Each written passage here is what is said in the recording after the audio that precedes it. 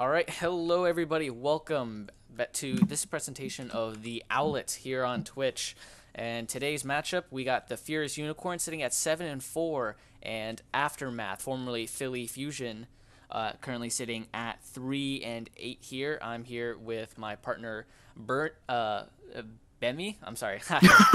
I'm sorry. I'm read this wrong. No, that's all right. I like that new. That's a new one. All right, cool. Hello, everybody. I'm Bert, aka Bemmie. All right, Bemmie. I'm sorry, I forgot. It's all good. All right, So good. We're here or Overwatch. That's what matters. Yep. So today's game, the last game here of stage 2 before we hit the week break of between stage 2 and 3. And Furious Unicorns, they started out strong. They were 5-1 in stage 1. They kind of dropped it, lost 3 in a row in stage 2, but they've picked it up, won their last 2, and looking to finish 500 at least for the stage. Currently, right now, we just throw it to the standings really quick here. Fierce Unicorns currently sitting 3rd in their division, a game ahead because of Don't Envious' loss earlier on Sunday. So these are, and you see Aftermath here. They are currently towards the bottom, but they're obviously looking to rebound back here. You know, what are you looking for from this game? Just gotta know, Bemmie. Well, starting right off the bat, we're starting at Ruins, which is kind of like of the 3 maps in Ilios, it's kind of I like to do this one first if you have to do it at all, just because it's kind of a get out of the way map. It's very awkward in the sense of just like there's definitely different compositions that you can use, but more than not, what I see here is very common is just standard 2-2-2 with the double sniper DPS. You got the Widow duels and all that going on, and then on top of that, you also have dive as well. And usually I see those things kind of go around. So initially what I'm trying to see here is whether we're going to see snipers or whether we're going to see flanks. And I want to see how these people address it, because really just in the long run, the main tanks can't be wild and free until they know their supports are in the clear. 2, 1. Round 1. Capture the objective. Just a little bit of confirmation. Hammond is banned for stage 2 and probably will be banned stage 3. They're going to probably talk about that in a coach meeting later, so we'll find out about that later. But, we'll definitely find out about that later, but right now we're seeing it's definitely a little bit of a dive, but we also see the Widow duel going on. Vic is already going to take a little bit of that damage right now, so it's up to them to be able to take out Yuki, so that way the main tanks can just go ahead and go crazy. Ad needs to be able to go now, but there's already a bunch of team fights going around. They're about to dive right in, and it looks like Beeflar is taking a lot of the brunt of the damage. Are they about to go down? Yes, they will. Vibe will be taking down Beeflar's Captain Pie also being the only one to be able to find any success, but Vic just keep picking it off. Nobody was really able to contest right now. Yuki not finding the right opening, and actually Vic is going to be able to find Yuki as well, and this team fight quickly just sort of falling apart without really any full contest taking out Vic. yeah, that kind of felt like a little like sloppy, I guess, in my mind. I mean, I was looking in through Vic's perspective here, and he was able to get a few good shots in. Wasn't able to kill anyone, but immediately he got dove on, and I think that kind of just left. It was only the 2 tanks up front, so I think they were able to get taken down pretty quickly in the back, and then they were able to rebound. Oh, Yuki, good pick there. Ooh. Yeah, absolutely. Going to be able to take that initial pick there, but still, War and Pace is about to almost going down very, very quickly. They need those Discord orbs to come into play, get that shock Colin down as quick as they can. But they're taking a lot of the damage, not a lot of protection. Loner dropping the Deadeye. Couldn't find it, the pharmacy. That's really good. If they're able to find Vi with Yuki, yes, they will. Then that's looking really good. They're able to turn this around very, very quickly. That is just not much to report there, just apart from the fact that that was probably one of the sickest Deadeyes I've ever seen to turn a point around. That's a great Deadeye right there. I'm surprised because the Mercy was standing like near the bubble. I'm surprised that she didn't, you know, just go in there and hide. But I mean, that's just a big play from Loner. It's gonna really open this up, and they'll be able to, or Fierce Unicorns. Big play. Oh, and then Widow pick right there. That's a good way to start out. Yeah, it's definitely a good way to start out. Oh my gosh, taking both, and also a great grab right there, around the statue, and there's the barrage coming in. Lou will be able to find Cornish, and there's Transcendus coming out, but losing that Mercy already is kind of sad, but true. You kind of use that Transcendus for almost nothing, and yeah, Vibe will sort of come out as the top Zenyatta here. Vic did a great job opening it up with 2 picks, and then great job on correction. This is a Philly Fusion, or sorry, Aftermath now. Good job on them. Like, they're pushed in immediately. That's a great thing to see. You know, immediately after you get 2 up picks, you know, you go up 4v6. You know, you're most likely gonna win that. Oh, Fat Finger. Fat Finger, or maybe preparation, seeing that going in, but that's a great Earth Shatter right there. But a lot of the team is not there to follow up too much, but thankfully Kiwi was there a little bit close enough and able to drop the bubble on Ad to just sort of keep them safe. Yuki will be able to find Vibe, but really in the grand scheme of things, it's small potatoes. Yeah, I mean, they didn't have a shield.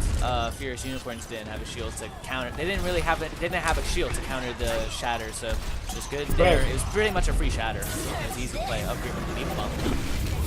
Oh, that was a great Primal Raise to be able to space that out. Captain Pie's able to find the pharmacy once again. That is all so worth it right now, and that's going to be able to turn around. Good zoning along with it from Beeflar. That is a lot, and oh my gosh, great stuns as well. This is looking very good. They're able to turn this point around, and Yuki's able to just keep on flanking. This is looking great. Dive finally showing some life here.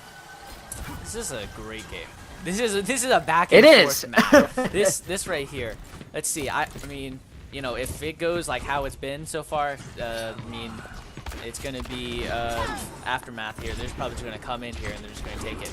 Although they're already down 1, probably gotta wait a little bit here.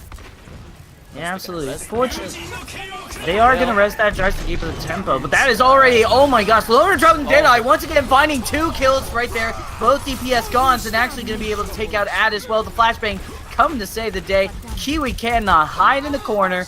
You cannot run away from the team that has the eyes on the back of their heads. That's a good, what do you call that? Shoot, I can't remember. That's a good stagger there on the Mercy. The Mercy just standing there. They surrounded her so that she literally could not leave. And that's going to buy just a little bit of extra time here before they get close here. Let's see who will get the initial pick. Usually who gets the initial pick has usually been winning these fights. Ooh! Lou does get Loner, but I don't know. You gotta wait for those reses because there's both Mercies on both sides. They have the reses available. So the first blood doesn't really come until they... Ow! Actually, it's going to be first blood. Loner's not going to be able to get res, and Cornish is brought down. Definitely we were expecting 9-9 versus 9-9, and Lou's able to find Warren as well. The Discords are safe. It looks like Ad is able to go crazy now. There's really no contest. There's no snipers, no nothing. Vic can go wild. Lou does go down to Loner, but that's about it. They do be able to demech Captain Pie, and that's actually great. So not really much in the way of firepower and contesting. The Wick is going to go down slowly. We're going to expect... Oh, no contest at all. That's going to be actually the cherry on top of that grab. That's a good play there by Kiwi there. Just grabbing just off the point. He sees like the only 2 people that can contest. And he throws the grab down because he knows everyone else is dead. So no one else is going to be there to contest other than them. That's a good play there to start this out. This is a great game. Back and forth. It is 99.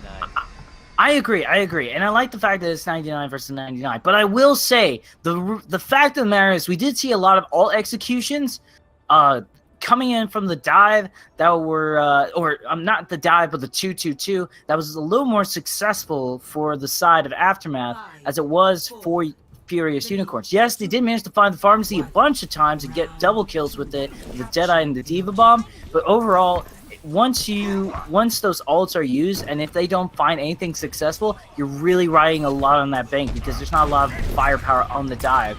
So it looks over here, they're still going to go running, they're going to start running the 2-2-2 composition. It's a very straightforward all around. You got Loner with the stun, and it's going to be taken down though. Kiwi's able to stun even harder. That's a big laser gun. You can't really stop that much, and that's going to be able to go right in. Lou able to provide that splash damage, and with the orb of, I don't know, the healing orb coming in from Vibe, I couldn't find the terminology for that, excuse me. They are able to allow that splash damage and allow the Pharaoh go a little more aggressive, which makes Ad's job so much more easier. Right. Loner, I was looking at his perspective. He completely focused in and tunnel vision in on the Pharaoh. Kind of put him a little bit out of position there, which caused him to die early. And then that means Lou just gets in, free reign, able to get the 2 picks. And they're going to swap over to their own Pharaoh here. So let's see if these 2... Oh, Loner able to get the Pharaoh. I like that a lot, especially with the fact that, like, Loner's the added pressure for their pharmacy as well, but Vibe does find them. There's the trading going on, but it's looking very much in good for favor of Yuki, especially with that res, but Vibe does take out Cornish, but there's not much firepower left. They're trying to contest as much as they can. The Tracer can build up a little bit more percentage, but overall, this team fight is kind of done for. Yeah, I mean, it all really started when the Pharah just went down early, and then they were Oh all my able gosh. to just come This in. contest, oh, there we go. I was about to say. It takes a D-Mech Diva to get him. Oh, able to get the pick there, although I think it's going to get rezzed up here. Oh, Cornish? Oh, yep. I was going to say Cornish might not have res available, but does and is able to make this even 6v6 fight here. Yeah, pretty much. They gotta be careful. Yuki doesn't want to overextend here. At this point, the Pharah should be able to fall back here and be safe, but Vic going on the Soldier 76 and actually right up close there. Didn't even need to worry about a head scan when you're right in front of their face. Able to get that kill, and there's the barrage coming in from Lou. Is going to be able to find Loner. Interesting call. They almost did manage to get the Mercy Cornish, but not going to be the case. They do at least find the other support, and Five will be able to pick up right after them. This is such a great place for Zen. If you're just keeping them in the back of the lighthouse, they can just Discord all live long day, and you just shot call in the back. It's almost like a control center. Yeah. Ground control to Pharah. Please shoot this. Both these teams, they send their hits get on the high ground. That's a good way to start out. Absolutely. It is in a resable position. Wasn't able to get the boot there in time to push it away. Oh, and there goes one hit scan down. So automatically going to put. Here's the high view. Able to get the Pharah. It's a good way to start Able out. to get there. Yeah, absolutely. Good stuff. They do have quite the ult bank in the back, but they need to be careful. Vic is able to charge up. If Vic comes back quickly enough, they are able to charge up. There's a barrage from Yuki. They're actually able to get both tanks, but interesting call. There was already the whole team there. I kind of would like to see them hold on to that barrage for a little bit longer. I mean, I would too, because barrages can be powerful, and Pharah, I mean, this Pharah, I think Yuki can probably charge an ult quickly, so maybe it won't be that bad, but I mean, yeah. we can see how it'll affect them, especially since the percentage, it's pretty low, or pretty high, correction, for Furious Unit, or for Philly. I wouldn't be as bothered. Just the problem is well, good stuff on Loner to be able to take out Lou. That was one of the problems. But also the thing was that the overextension, good shielding, but that's going to be it from them. B-Plar will go down after that, and the Diva Bomb coming in a little too high from Captain Pie. Not going to be able to find anything, and Lou was already taken down, so I don't really understand that. But there's a great grab as well. Oh my gosh, are they able to follow through on it, though? Yes, they will. Add, just carrying right on over. Loner does find Shelby Beam, but never mind. They actually dropped the Deadeye, which is an interesting call, but get taken down right away. It was kind of a little bit awkward positioning. I think that might have been panic ult, if I do say so myself, but good stuff overall. Great push. They managed to just persevere through. They passively waited to bait out the ults, and now they were able to reward that with a grab of their own. That was very rewarding. Yep. It's going to be Furious Units here. They got to just push into the point right now. It's now or never, and will they get in? Cornish will be able to just barely touch. Wow. They will be able to barely touch, but that wick is going down very, very quickly, and that charge cancel coming in from Ad was everything as well, because now they don't have much to respond. There's the Transcendence coming in. The wick is going to go down, but they do manage to respond. Yuki does touch it just for a mid-second, but that's about it. It's going to be a 2-0 right here at Ilios for Aftermath. It's a good win for Aftermath here, especially when they are pretty much the underdogs here. That's a good way to start out. A good 2-0. It's close. These are close 2-0s, though. Each of these rounds, they could very well go either way. Loner, he's always been pretty consistent in the high dunes, other than that one panic ult, I would say. Always getting the pharmacy. And there's one of his 2Ks right there. I mean, definitely Loner was a great as well. It definitely made Yuki allowed Yuki to be more aggressive with the Pharah, even though it was kind of like still a little bit risky, especially with Vic running the 76. We don't see 76 a whole lot often, but it's definitely a great response to Pharah still to this very age. It withstood the test of time. I would say overall, I think really just in the long run, that one barrage they used to take out the double tank was kind of the turning point there. Because if they had that barrage afterwards, where it was kind of like they kept baiting on, the Earth Shower didn't work, the Diva Bomb didn't work. If they had a barrage right there, or at the very least when the grab was dropped, they could have used the barrage to counteract it and cancel it from Ad just following up even closer. That's right. All right, so we're gonna head out on to Junkertown next. So this is a interesting map. It's a fun one, I believe. Take a look. Let me look at my stat sheet real quick. Fierce Unicorns. They're 2-2 on payload maps so far. So we'll see how. Oh, correction, not 2-2. They're 3-2 now. I'm sorry. They won their last payload map. So maybe Fierce Unicorns for them. They can probably rebound off. Oh, two of them left. Oh, or did they get put on the bench? I think subs. Oh. Subs are happening. Okay, so Darless is gonna come in along with Death Guru. Make sure to also set their spectators to their teams. Right. I'm not the referee, so. Oh. All right, fair enough. Well, either way, good stuff. I think overall, just be careful about when you use your ults. I mean, obviously they know how to use their ults very effectively, like Loner and whoever their diva was. I don't remember which one that was, but I think that was maybe Captain Pie. Really know how to use their ults. Yeah, they were getting only really 2Ks and up. So that was really great and effective. And those are kind of hard to do nowadays because more than not, ults in this meta and season right now, they're kind of all about zoning. Like, you kind of worry about the kills later on and you just try to get that zoning afterwards. But if you're able to zone out, get the aftermath, because like they dropped the Primal Rage. I think it was Beeflard went Primal Rage, knock back the Reinhardt shield, and managed to get the pharmacy after that. That was such a great combo. That was so sick on Ruins. Yeah.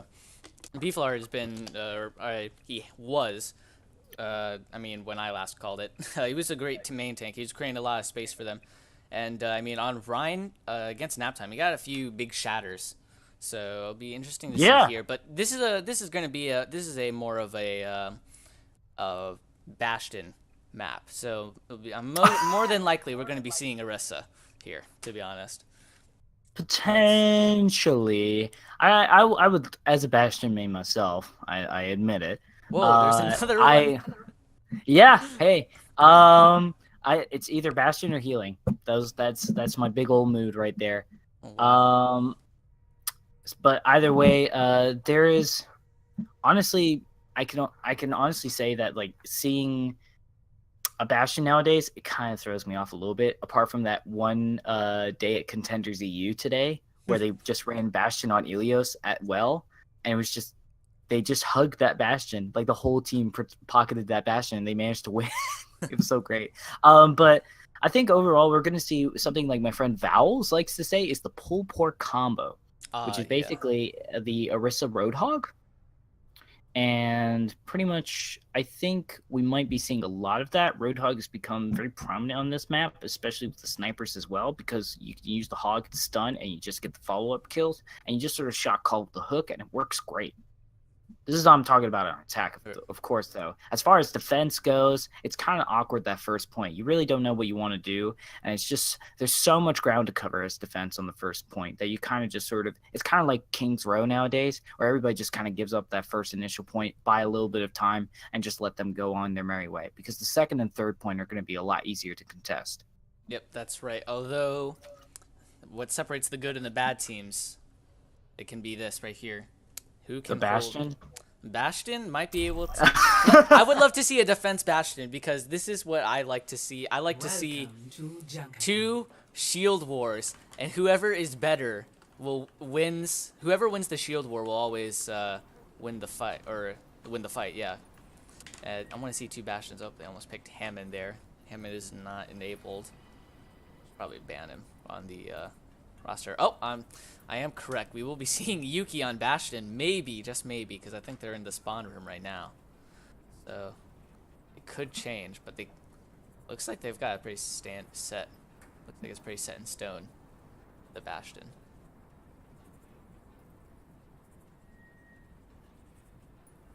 Well, I'm gonna hold my breath. It's hero selection time. But if they do run the Bastion, then Yeah, as long as they don't.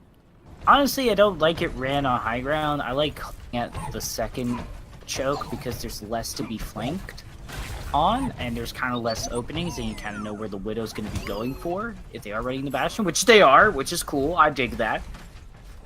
They got to be careful though. Like if Lou is running the Doomfist, that's gonna spell a lot of trouble because Doomfist has been proven to be a very mobile flanker and a great tank buster as well. I'm not so much worried for the Bastion as I'm more worried for the Orisa that's trying to protect them.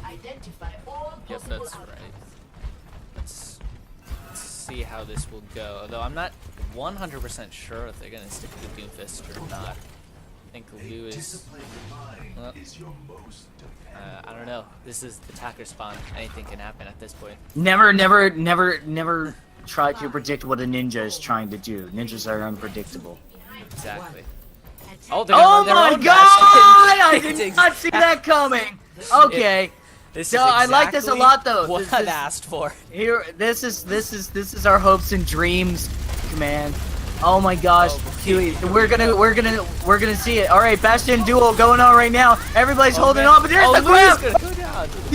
Yuki's gonna be able to get it, but Shelly Bean is gonna be able to get that rest. But oh my gosh, is it worth it? Yuki gets the 3 kills and the teammate, but Lou gets the 2K as well. And Yuki finds Lou, but Vic is able to fall through, and there's the res. But is Yuki gonna be able to run away? No, they fall apart again because of Vic. That Widow was not gonna be contested at all. And now, oh please keep it, Yuki, please. We want to see a Cortis is just gonna go down just so that they can spawn back with the rest of their team. I'm surprised that they dropped there and the Bastion just kind of just like left up there alone, kind of just by himself. I think they were trying to just force the Bastion off, and they're not going to contest here. Oh, no, they will be able to send someone down. CommanderHuy and B-Flood finally dropped down. Bastion has finally come in. He does have his ult here, though. They do have the ult, but like I don't know. There's not a lot of good openings, and like on top of that, I think they want to wait for Ad to be DMEC, but Yuki's going to go down right away just to Darlek. That's gonna be so crucial with the Discord orb. Loner's gonna be able to find Vic though. That's a good opening, so that does make it a little bit safer for Yuki. Yuki actually says, "Forget the Bastion." Oh my gosh, Loner's gonna be able to find the 2K with this. Both supports are gone. Actually, the team fights. I haven't seen somebody hold this at this point for a while. Wow. And it looks like both Bastions are gonna go, because really the Bastion ult's not all that worth it. Let's be honest. Yeah. That is kind of true. Looks like Lou's still gonna stick on this though. I like it. I respect it. What a hardcore brother. Alright, cool. Respect to Lou. Alright, good trade off of the shield. I like that spacing with the Orisa shield. Kind of just sort of makes it a little bit of an S shape, and it makes it even more nullified for behind them. Watch out. Whoa! Watch They out. actually did find Warrior. They actually found 1 kill. And it's going to be it, though. B-Flower is able to retaliate very quickly. Good zoning on that shield, and that actually works out great because Loner is adding that extra aggression with the radiant healing as well, that they're able to drop that. It's going to help out a lot, just so you don't have to worry about it too much. And now they're right back at square one with the choke, but the payload's not there. So that even though it's not much, that additional little healing is not there anymore for them. Something oh well, Vic gets the pick right there. I was about to mention him. Vic he dies early in these fights.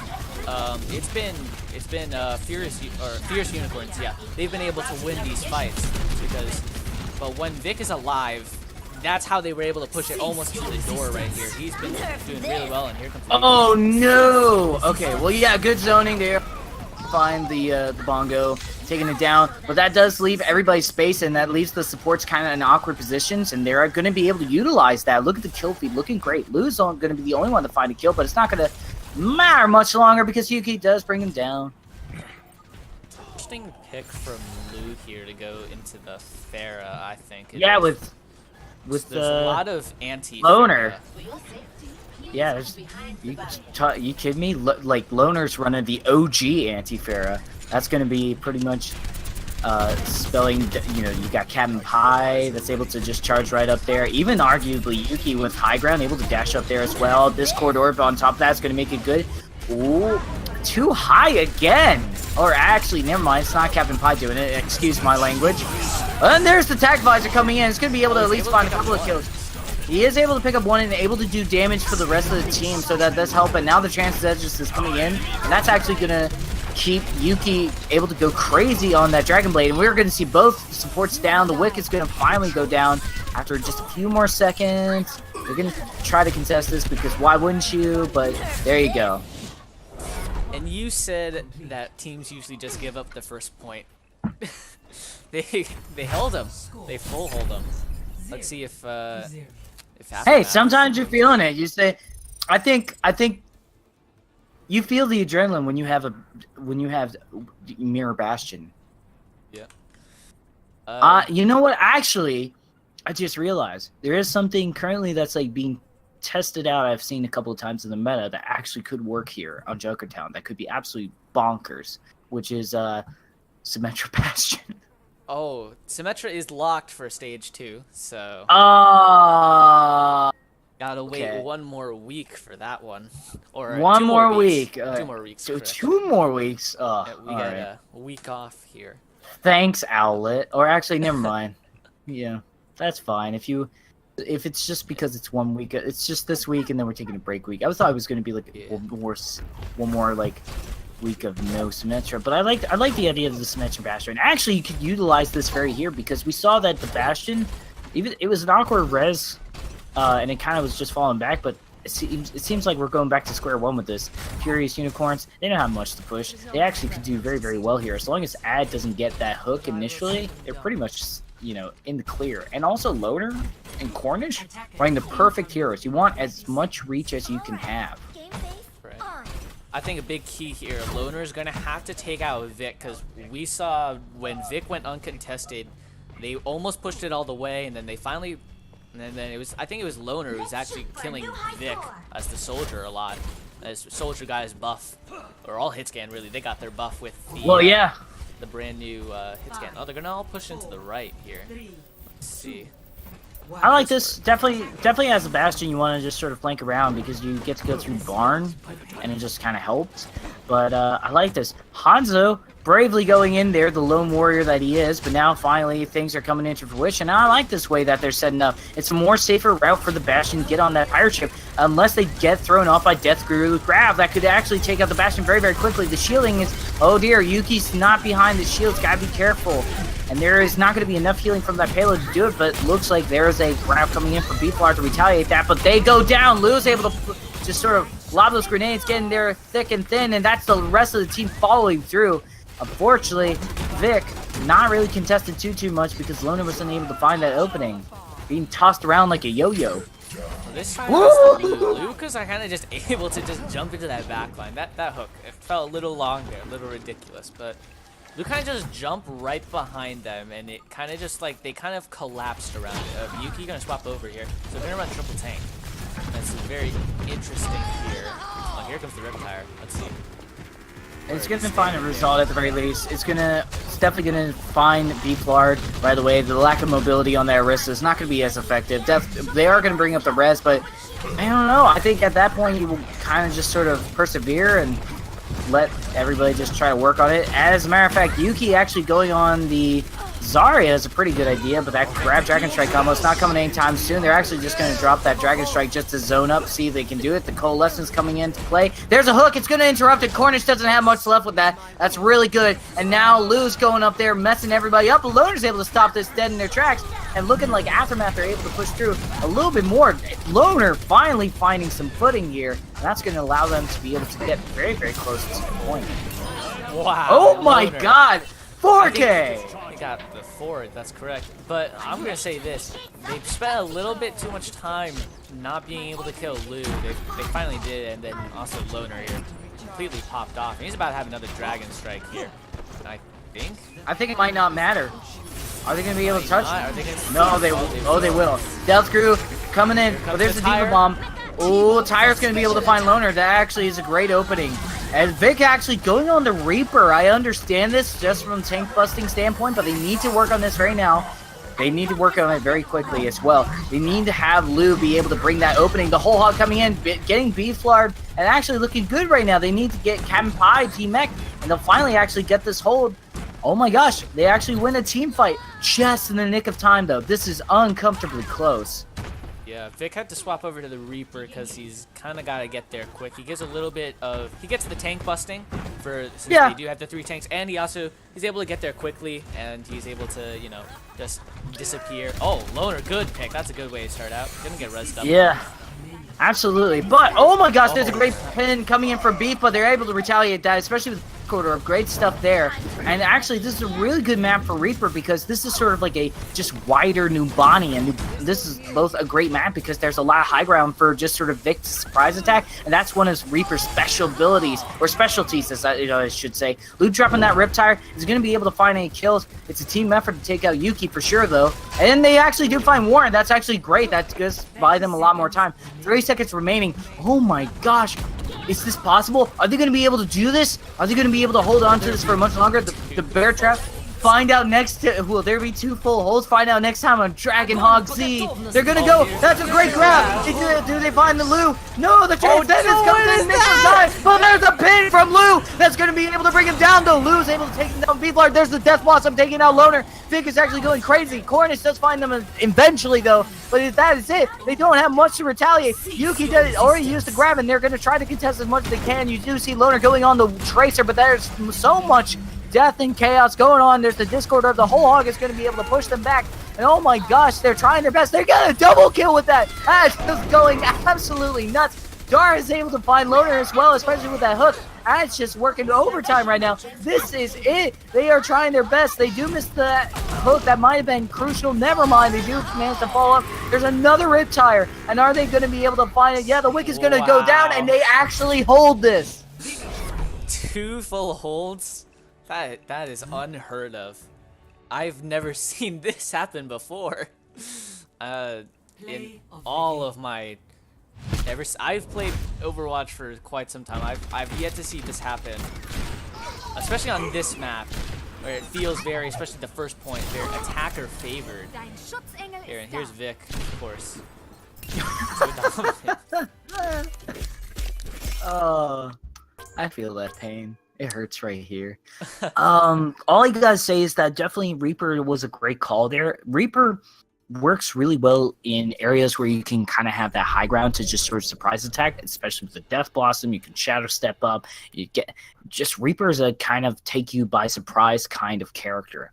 So the moment that you are able to utilize that surprise factor a lot, it kind of works out great. I've used Reaper tons of time on Numbani and on top of that Junkertown, and those once you get those sort of, you know, high ground advantages, and you know your team is playing distraction, it's such a good flanker. It just takes a lot of build up, but really good stuff onto Aftermath, being able to, you know, just sort of cause as much distraction as they need. Death Grew with grabs, Lou just being able to flank out their own as well. Just really great stuff overall. I did like Furious Unicorns as well.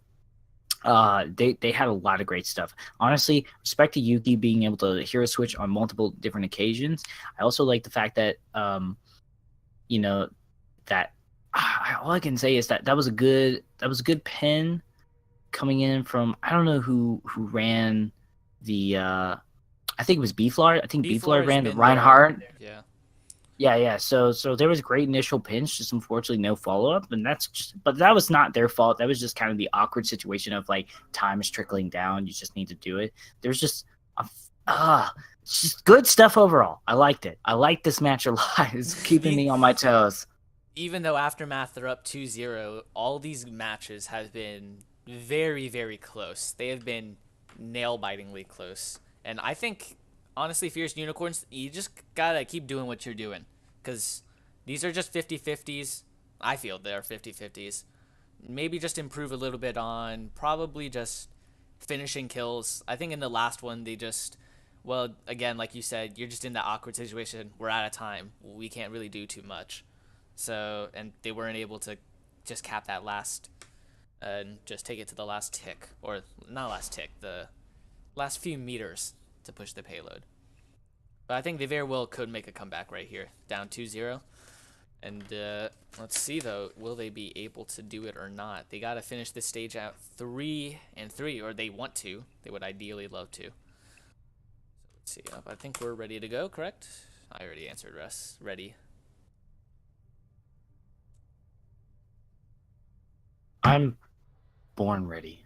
All right, that's always. I mean, I don't know about you, but I saw Bastion in an actual league.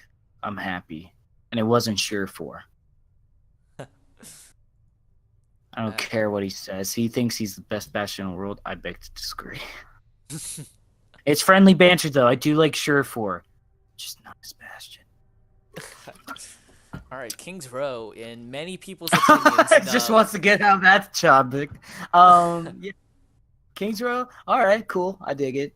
All right, King's Row. Many people say this is the best map in Overwatch. I got it. What is the best map to you? Is it Blizzard World? Blizzard World. Oh my god, definitely not that one. I don't hate Blizzard World. I love like its aesthetic. I love all the Overwatch like maps, aesthetics. Good save. And like their theming. It's just I think it's just too new and it feels awkward. Like. Well, yeah. Well, I would definitely agree that it's a more uphill battle for attack, especially with that crescent. But we're not. But we're not going on the map. But either way, yeah, I would definitely agree with that. I would say honestly, my favorite map in the whole world is really Route 66. I just enjoy it. 66? I like Route 66. It's old reliable. I've enjoyed my team fights at Big Earl's. Big Earl's is fun. I'm a regular there. I get discounts all the time on their gas. Get 10 cents off every time I visit. The payload, it's always got a full tank. Always got to make sure that payload is fuel, man. Because either way, if that payload runs out of fuel, you're sitting in an awkward situation. The enemy team's going to get you very easily. Yeah, that's right. But this is we're not dealing with a fueled payload. We're dealing with electrical payload. If you pay attention to the lore of this map, I don't know. Do you know the lore of the map? Yeah, you're actually delivering a bomb to kill all the robots. The Omnics in the underground. So as a Bastion main, I don't appreciate it. That's why when you play defense, you play Bastion and you try and kill everyone. Make sure. Although when you're on attack, you push it close enough to there, but and then you throw. Yeah, you push it just close enough there, and then you put the best defense of your life. So then that way they don't even have to worry about pushing the cart. You don't want those Omnics dying on your watch. Your Overwatch? Anyways, so we're here now on King's Row. We should probably talk about this map and what hero compositions we usually see. This is pretty much, not gonna lie, not the most exciting of compositions. It's very play it safe here. You usually see a little bit of modulation with the DPSs, but overall it's usually double sniper with the Zen Mercy, and then you got your Grav Dragon Strike with the Zarya, and then the Reinhardt just to protect it. And that's about it. But we're actually going to see Lou on the Junkrat, which we've seen a couple of times. I like that a lot. So we'll see how this goes. Depends on first initial picks. Oh, Vic! All right. That was a good pick right there. Vic's able to get Yuki right away. That's a little bit unfortunate. Now the team's kind of in an awkward spot. It's just cheeky. It's not that big of a deal at the very beginning, but now we'll see how long. They do buy more time on the time bank. We'll see. Wow. Oh my god! Vic needs to calm down. I was about to say that running one sniper versus two snipers is a little bit risky, but Vic is just on a tear here. So now they're kind of just waiting to choke, and they're like, guys, what do we do here? Wow, Vic, the 2 early picks. I mean, that's a great way to start. Vic had Yuki lined up. They each had each other lined up. He's able to get the first shot, though. He shot first. And the second one, though. Why is nobody going after Vic? Vic's right there on high ground. Like, literally just... Oh, there we go. Yuki's now contesting them. Finally going after some vengeance. Yes, they do, finally. That's interesting that they kind of just didn't turn around and take a pot shot or something. Now Yuki has the high ground. And that's pretty much going to be the team fight right there. They are just able to push through. Lou does find Warren, but it's not that shoot. They managed to get one, but it's not going to be a two. Okay. You know what? I'm just going to commentator curse this, apparently. Lou does manage to find 2, and it's actually still staying alive. Pretty good in shape. Got that Riptire ready to go. They actually pushed them all the way back. They get the Mercy. Great landmine snipe. That is ridiculous. Okay. Well, why? I played quite a bit of Junkrat in my days here. Junkrat, this map is amazing for Riptires here, so I'm going to be interested to see how the Riptires go for Lou here. You can get quite a few big Riptires, especially here. Oh yeah. So much to hide and so much to just jump around with. But let's see. Oh, they got the pick early. Ooh. Yeah, but they could get. They're definitely going to bring that risk because they want that jump. Oh, they do also lose Vic. They need to tire right now. I was about to ask how long. That's a great grab. Are they going to be able to fight it? Yeah! The 3K. It will push through, and the fire strike coming in as well. That's looking great. They actually only lose Darlace, but that's going to be it. That's fine. That you can lose your Zenyatta all you want. Not that you don't want to lose any team members in general, but they're sitting pretty right now. Look at all that, all the economy. Woo wee! Wow, that's a huge. I was gonna say at the beginning, it doesn't look like the Zarya doesn't have too much to combo with on the Graviton. I'm wrong. I am completely wrong. I want to commentate this coup. Welcome to the club, buddy. Alright, here comes Vic's ult here, so I expect a pick on this Hanzo right up here.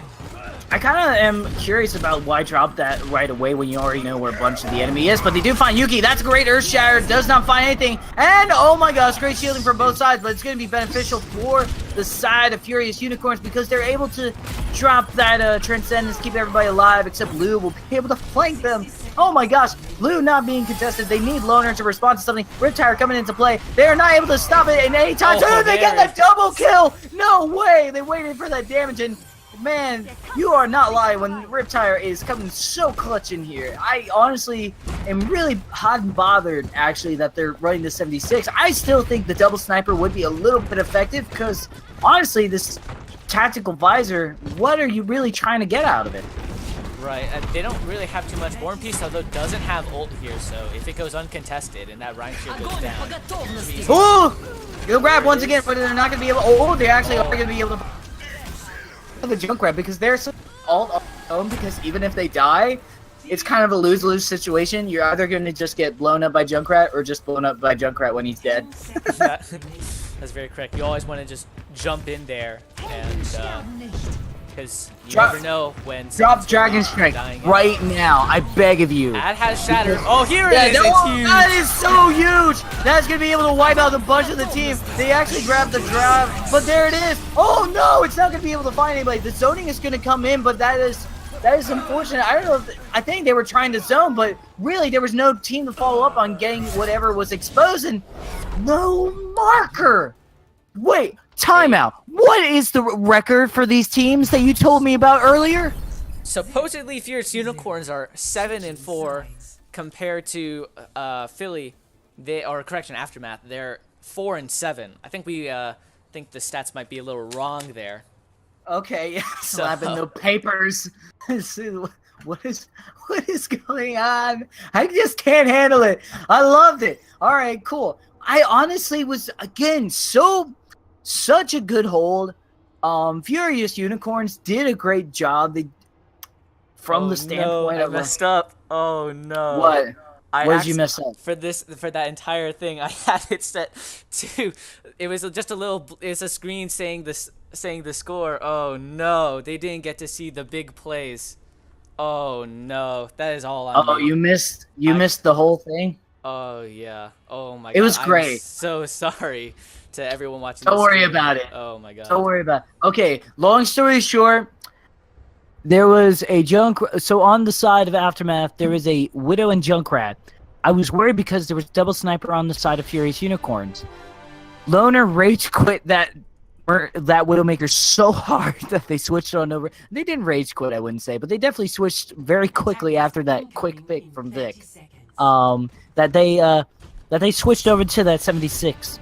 And I honestly can say that was maybe not the best idea because there was not a lot of benefit coming in from that hit scan. Because what are you trying to find with that? There's no Pharah. There's like a 76 doesn't like contest a Widow all that much. You can add the pressure with the Helix rocket and it buys you with a few seconds, but that's about it.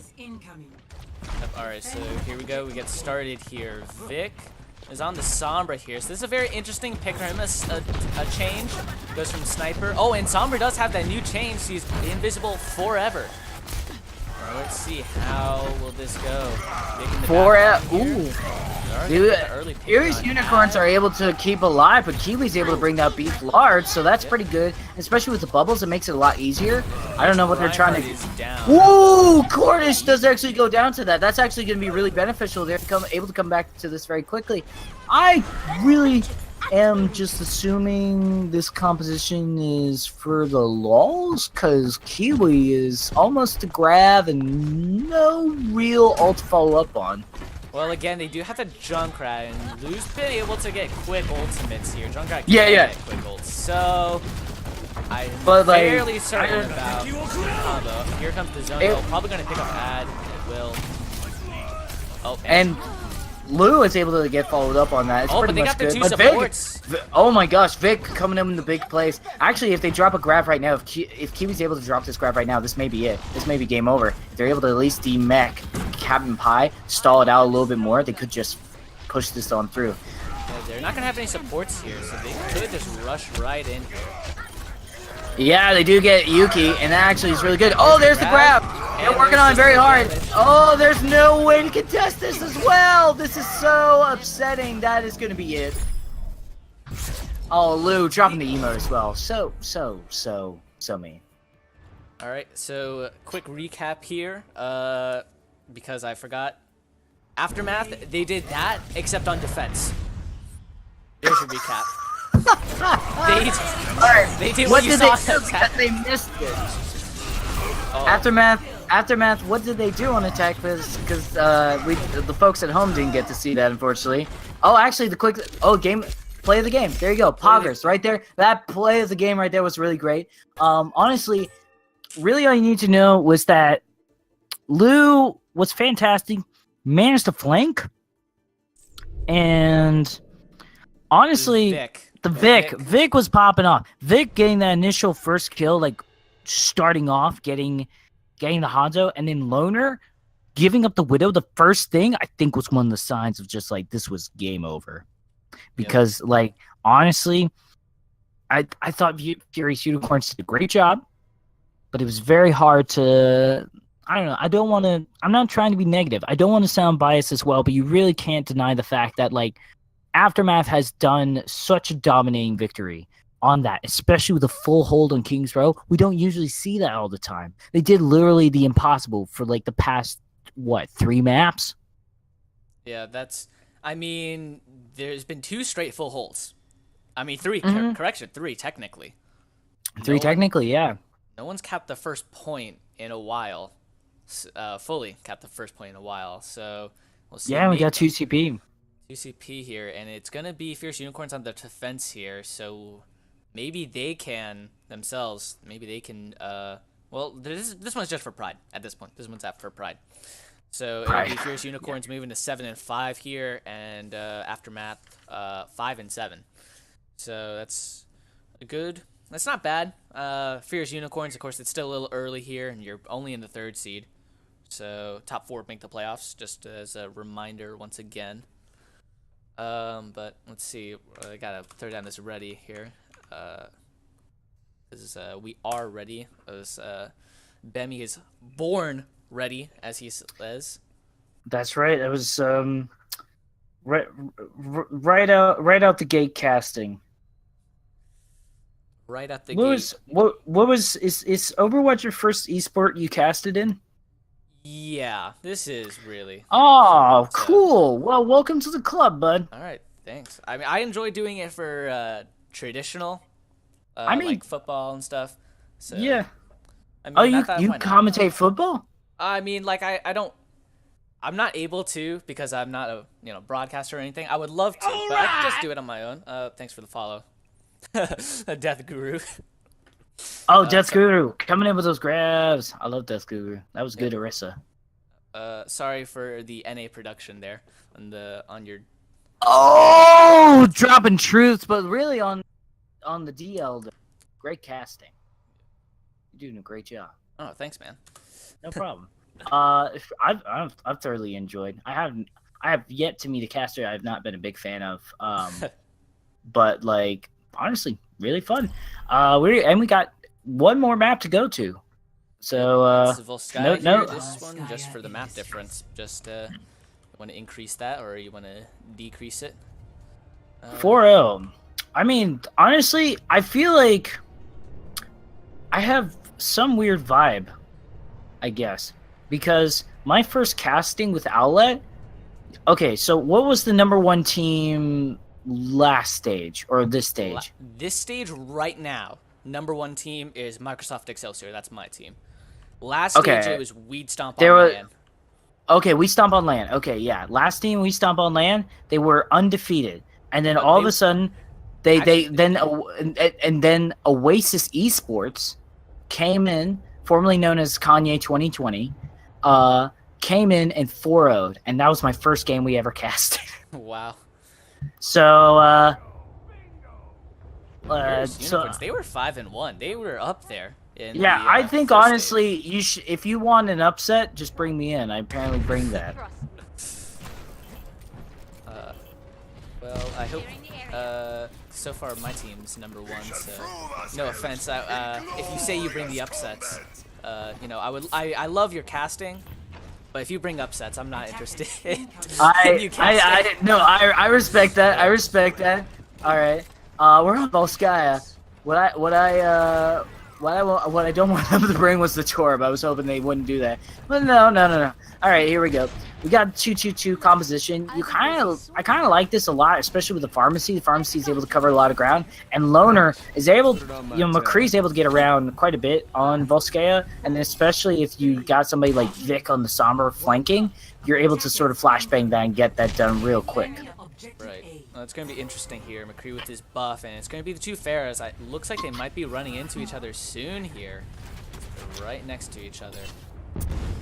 Hopefully they won't be able to overwhelm. Captain Pie already almost getting DMAC. They're about to DMAC right now. B-Fly. Oh my gosh. This is looking really good for you. Aftermath. Aftermath able to push through with 5 just alone, just being able to go crazy. But Loner able to get that double kill. Looking pretty good. But Yuki still staying alive. Oh my god. Or actually, yeah, they will finally go down. Vic. It's not gonna be able to go. It's one-on-one. It's like, hey fam, how's it going? I don't know how this matchup usually works, but it looks like Loner's doing really great. But there it is. Wow. There's that. Deadeye. No way. Why? Oh. There we go. That's the pin right there. Just want you to double check to make sure that it's going on right now. You don't have the scoreboard on. Just to be so on the safe side. We got Kiwi going crazy right now. The DMAC on Captain Pie once again. Looks like Aftermath. Actually, Furious Unicorn's gonna have a little bit of a hard time. Wow, Ad, that was such an awkward. That was real awkward. Just like kind of like, now what do we do? I don't know what is. I didn't know how to cast that.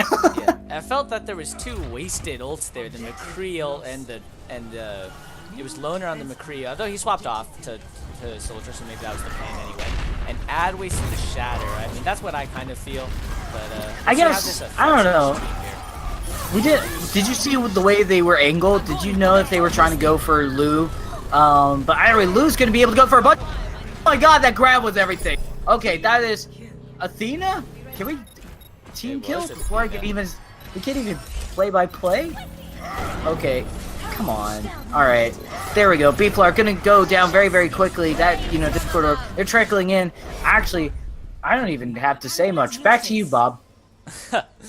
Well, Aftermath here, they are absolutely dominating now. After first two close games. Oh my god! 6 minutes full! I just was not, I don't know why, but I just kind of like freaked out because I saw the bank went up. I get hype over the thing. Yeah, it's always surprising to see. You know what? I shouldn't have been surprised though. It was very quick, but I guess it didn't really register. I thought it may have been like at least a minute. I was like, okay, well, what we got? Like 5:25, 5:15. No, all right.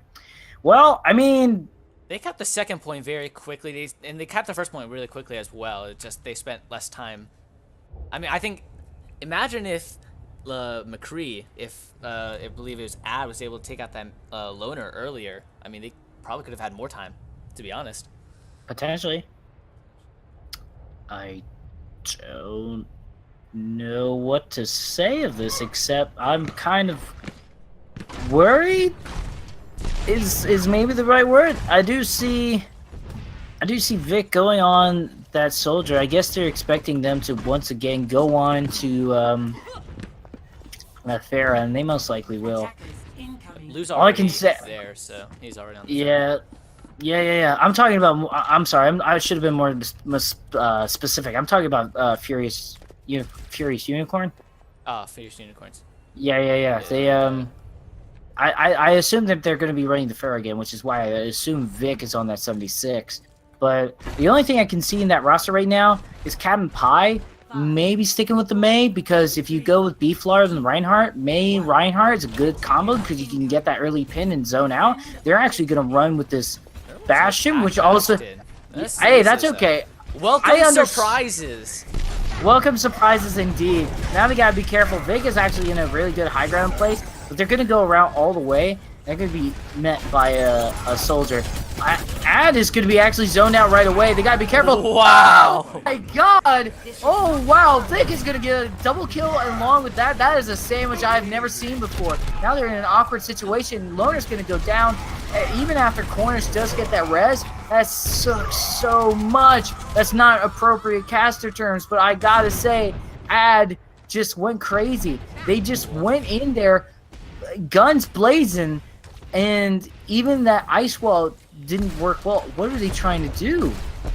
I think they were trying to wall off, so then that way they had high ground and weren't about flanking. Yeah. Yeah, I could see that. That was a good try. I guess at this point where you're like, all right, fam, we're not gonna win the series. Let's at least try a couple of things that are at Sherman scale. But either way, I don't know, because there's like even each map counts. You try to bait out that Earth Shatter. There's the flank coming in from good barrage, and Loner's gonna be able to find a couple of kills and actually dropping that Deadeye. They're trying to find Vic. Not gonna be the case. But Vic able to find Loner though. Actually, Cornish the area. Oh my gosh, and even riskier res coming in from Shelly Beam. That is really good. Oh my gosh, they just nice stuff. That opening, able to take out Mercy and Vic able to drop that tac visor was really good. To the two DPS ults there, they're doing pretty well for themselves, or each of them were. Though I felt the Pharah a little further out, probably could have gotten more, although it wouldn't have been able, although Vic wouldn't have been able to get his kills with that tac visor though. But let's see how they will do here. Maybe Aftermath get another full ult here. Maybe. We'll see. Maybe I've just cast cursed them, so. Maybe. You probably have. There's already Discord orb on Vic, and they're probably going to get evicted from this point. Yes, no, maybe so. Loner does find Lou. That's actually really good. If they're able to follow up on that and find some more team battle wins, they can do that. But CommanderHuy actually going to get D-necked. That's a little bit unfortunate. And there's that great grab right there. Oh my gosh, they actually get a grab kill on top of that as well. Az just jumping right in. And thanks to that bubble, they're able to follow up quite safely and soundly. Now they just got to worry about Yuki and stalling out CommanderHuy to make this trickle in a little bit more awkward. Come on, Kiwi, don't be too much of a bully. There you go. The Soldier and Pharaoh both went down. Soldier's going to have a little bit of a long run. He's able to sprint there, and he just got back in time. But might have been a little bit of concern, but they should be fine now. It should be fine. The old economy is still looking in the favor. Yeah, old economy as well is looking very much in the favor for the side. Oh, that's a great Earth Shatter. That is a huge fat shatter. Lou's able to follow up on that as well. It's really good. And also on top of that, look at that old economy. It actually looks like it's very much in the favor for the side of Furious Unicorns, but if you actually look at the amount of aggression that is coming in from the side of Aftermath, they actually have to use some of those ults just to even get through that initial choke, not drop them on point, which is a huge difference. So they gotta be careful with that. Vic could drop this tac visor anytime they'd like now.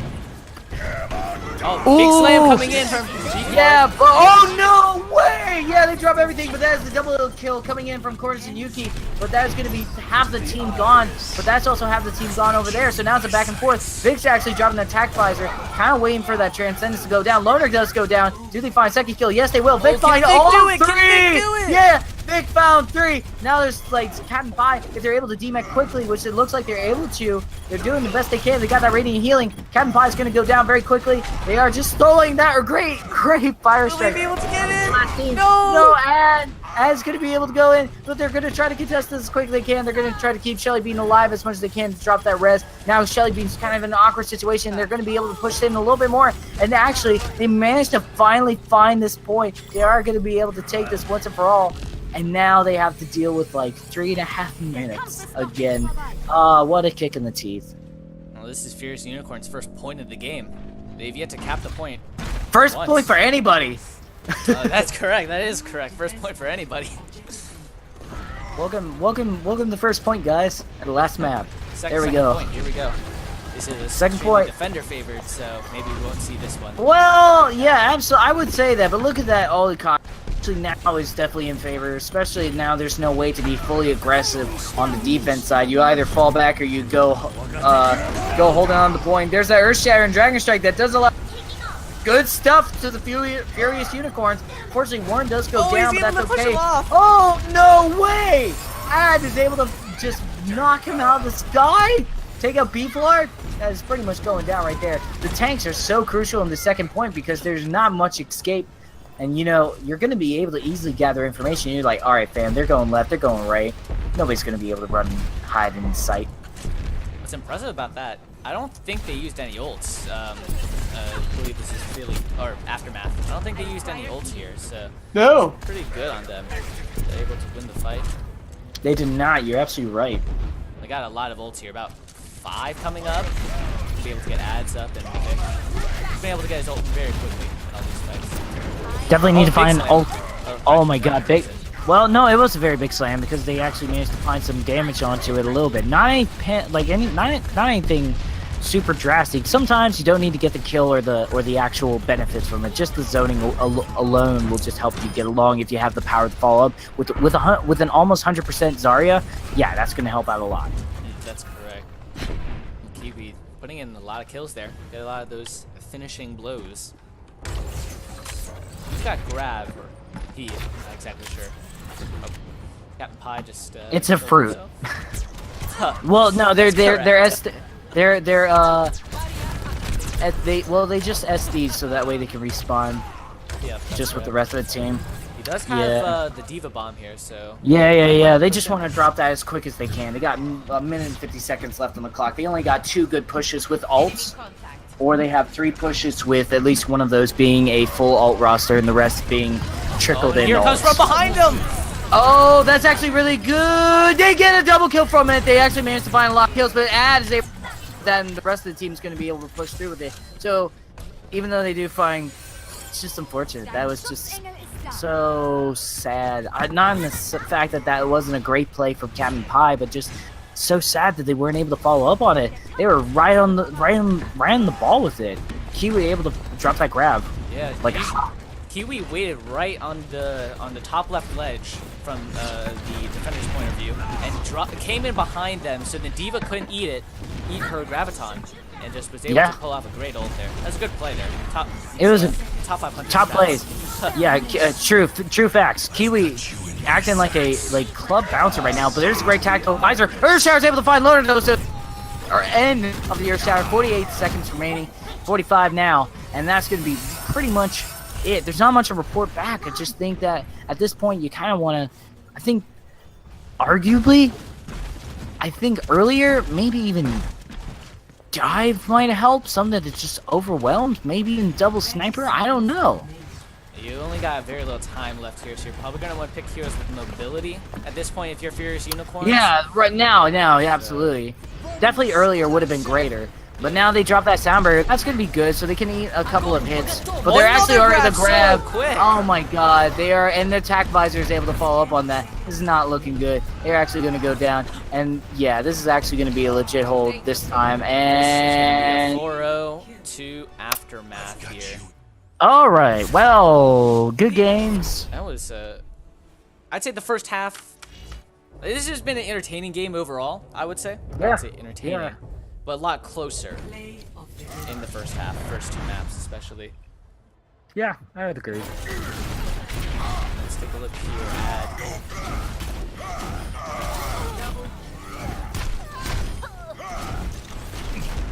Yeah, 100% charge Zarya. If you don't have really any way to address that, I mean, yeah, it's her map technically, but like also on top of that, it is actually one of the few good maps where like a character is from that area and it actually works for them.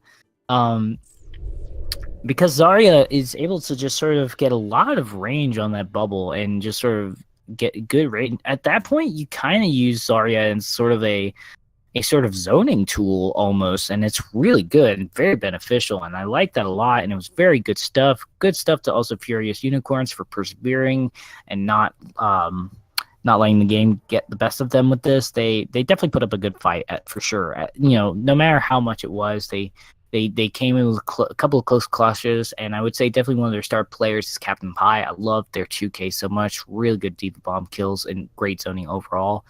I would say on top of this, I would say Vic really. Vic coming in real cool, because honestly they actually wouldn't have won Volskaya if it wasn't for those hacks with the Sombra. That's correct. We gonna do an interview or post game or not? I just wanted to know. No.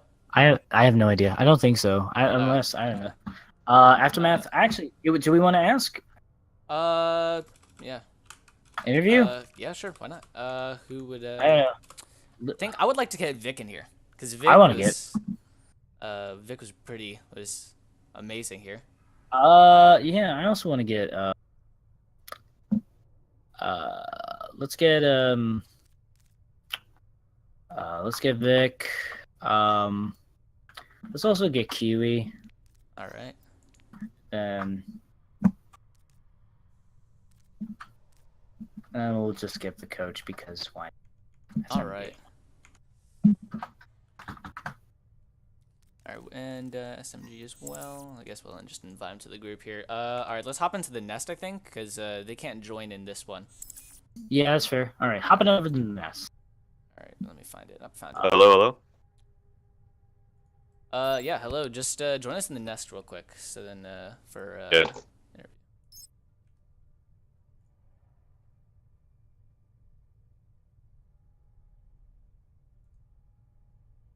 So we're just all right. So we're just gonna wait on our 3 interviewees here: the coach and Vic, Kiwi. All right. Overall. Hey, where do I go? I'm pretty lost. Oh, head to the nest. In the Owlet Discord. It's underneath. Let me take a look. It's underneath community chirps. It's like under like the general and questions. Like, okay, I'll take a look. All right.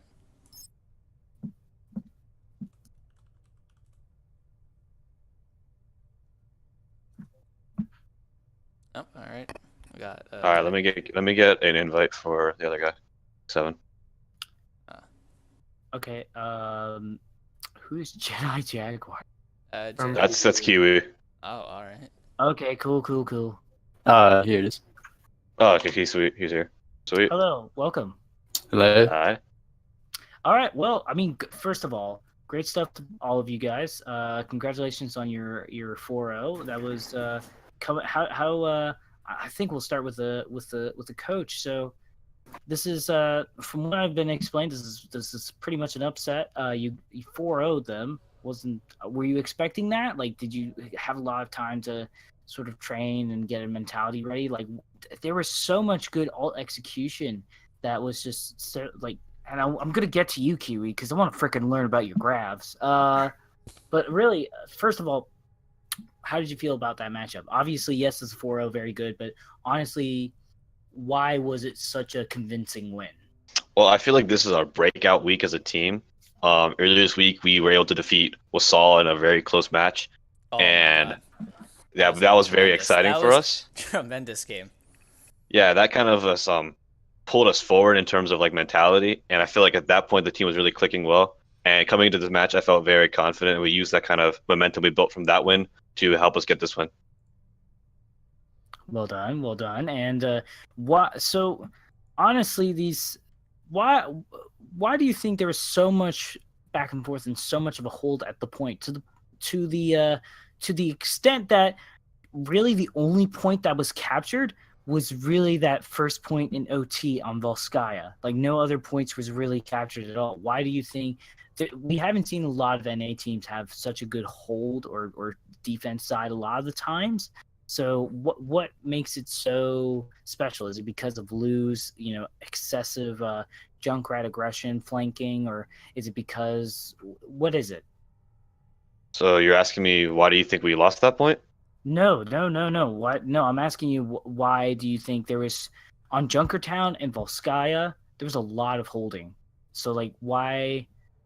Like also in Junkertown the payload was held not even to the first marker, and that was really really good. And you managed to just sort of hold that all the way. Like why is your like what do you do to prepare your defense to be at that level? Because it was very very good. Well, I'm gonna keep things kind of Of course, a vague. magician never reveals their secret. Of course, but we have a process that we do every time before the fight, and I think that with this process, we always are coming prepared into the fight rather than get to the fight and then we don't know exactly what we're doing. So I really drill that home to my players, and I think it's making a big difference. It's you're definitely a really good coach, and thank you for answering those questions. Do you have any remarks that you want to give or just sort of say or implement that we may have not asked you that you want to highlight that is something that is maybe an improvement that you definitely noticed within your team? Something I've noticed with the team is 100%. There's a lot of things I could say, but the one key standout thing is our communication. It has been kind of quiet in the past few weeks, but I think we've really started to pick it up. And then our players, sometimes when we're not doing so well, we would drop down communications. People will start feeling kind of different feelings of emotion. Yeah. And then I've kind of got players to think that this is the time to start talking more, and you can't let that drop off. So communication is definitely something I'm proud of. We have a lot of timid players on our team, and I've definitely got them to step into their courage zone. So that's my biggest achievement so far.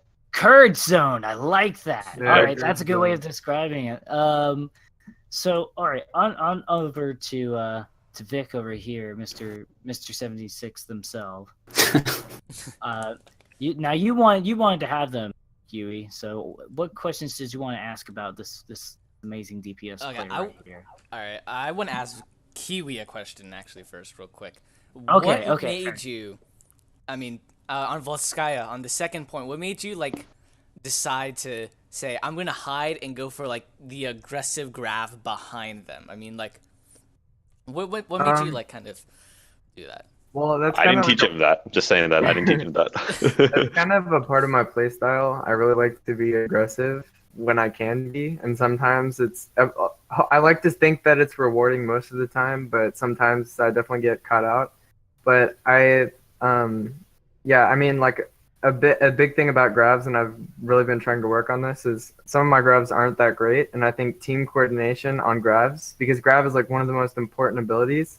I think being able to follow through with that and knowing that knowing that I'm going to use grab and having the whole team capitalize on that made me so sure that I could hit this grab from behind, and so I went for it. All right, I think that was amazing play. And I mean, Vic, your sniper play, I said it. It was some of the key things. It was a key. You were a key to many of the defensive holds, and kind of on Junkertown, you guys were kind of stuck, and then I felt they didn't really kill you enough, and you were doing really well there. I mean, how do you get so good at Widow? I don't really know what to. Oh, that's a very general question. Yeah, I'm sorry. No, it's all good. I don't think it's really me. It's more of the team setting it up for me. Because in the beginning, I was really shaking on my Widow, and then our team communication got really good, and I just kind of trust them to win the battle for a little bit, or I can get in position, and then I just get the pick. So it's really actually them setting it up for me more than me for them. All right. I don't really have any more questions. I didn't have any ready. I do have a couple of quick questions though for both. Well, I have one question for each. So Vic and Kiwi, but I'll start with Vic real quick because we're still on him. I just want to know what was your sort of thought process, because like I don't see a whole lot of 76 nowadays, but I saw it on the Junkertown, and I also saw it on the I also was it Ilios as well. Yeah, I saw it on Ilios, and then on top of that, also Volskaya. Like, what brought up the 76? Because I haven't seen that in the composition for quite a while. So, I mean, really good kudos, but I mean, I think that's kind of why I picked it. Everyone just always expects Widow. yeah, it's definitely an ace up your sleeve. And the self-sustain from 76 kind of just lets me kind of poke from a distance. Like, if you notice, I wasn't really that close. I was kind of like really far back, and they'd have to like really overcommit to get to me. New patch changed it a lot for sure in terms of countering Pharah. I'm a patch 76. Well, I really did enjoy that. Definitely, and also from the Helix rockets, you can sort of contest Widow, and that kind of pressures them to get out of the way very quickly. So, good stuff on that. I really enjoyed the 76. So, props to you for bringing back the old man. Kiwi, Thanks. I do have questions for you. A little more in the sense of, this is just what's really nice is that how do you prioritize your bubbling? Because your alt charging was ridiculous, and one of the ways you get to that is through your bubbles, and that was just so sick. Like, I pretty much didn't see you without a grab almost the entire set. So what on earth was how do you guys figure out that prioritization for bubbling? Because I did also see a lot of clutch saves because of that. Like, especially with the fact that you had add bubbled a lot of the times going in with grab, or just going in with the Earth Shatter. Just more than not, you were always there for your main tank and able to just keep them safe so they can just go ham on the group. It was really amazing. Like, how do you figure out the prioritization for that? So I think there are 2 fights to every team fight, I guess. I think for Zarya at least, there's like the poke phase, which is where I build up my charge, and that's usually when I'm giving bubbles to add. And I include initiation into like the main team fight, and that's when I give my final bubble to add. Sometimes I'll do it later, but if like I'll try and sorry, I just got a message on Discord. But I'll usually bubble add in like the pre-team fight so I can get my energy up so that I go into it with like, 60, 80, sometimes 100%. And that makes me build grab really fast because my aim isn't all that great, and I really have to figure out how to work at teams with bombs and other things that, don't require as much aim. But in terms of bubbles, I definitely try and prioritize add before, and then like usually I don't try and, if we're running a third tank, I try not to bubble them because usually they're not too much of the priority since they're usually getting healed up like super heavily. So if there's a flanker, I really try and listen to comms for that. I think that's like my main priority after that. Like I think on Ilios, I forgot the name of the map. It's like Lighthouse, I think. Lighthouse is the second one we played. First one we played was Ruins. Lighthouse. I think I initiated really well with Ad, and then like mid team fight, their McCree was going for Vic 7 on Soldier, and I blocked a flashbang and the kill with Bubble. So that's usually how I prioritize it. Well, I mean, that was great prioritization, but that's that's good stuff to you guys. 4-0. Thank you. Feel real good, Thanks. and congratulations, and thanks again. Thanks for having us. Thank Yep. you. Thanks. All right, that's gonna be it from me and Bert. Bert. Yep. That's gonna be it. Don't forget to follow. I'm gonna apologize for my NA production. I completely forgot about that. Can't believe it. That's all on me. But thanks for watching. Don't forget to stick around here. There's always more Owlet action coming in the next 2 weeks. Don't forget to check out the Owlet Discord. But that's going to do it here. It's CommanderHuy and Bemmie signing out.